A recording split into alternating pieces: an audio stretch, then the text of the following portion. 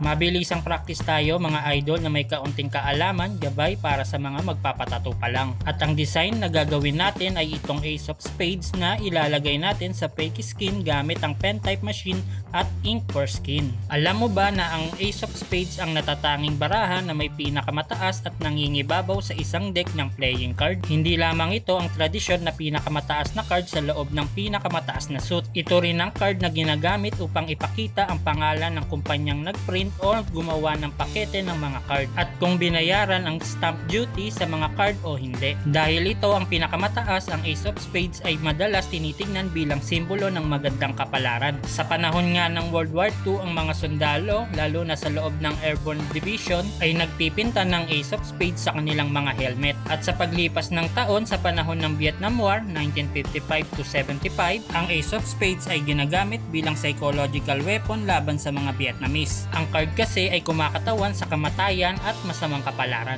Ganun pa man, sumisimbolo pa rin ito at nagre-represent ng power, authority at dominance. Ang Ace of Spades ay isa pa rin sa mga popular na design lalo na sa old school na estilo ng pagpapatato. At ayan, tapos na nga pala ang ating obra. Ito na nga pala yung ating finished product. Ikaw, may balak ka bang ipatato ito sa iyong balat? May iba pa bang meaning sa iyo ang Ace of Spades? Tara, pag-usapan natin sa comment section. Pa-like and share na rin for more videos. Salamat!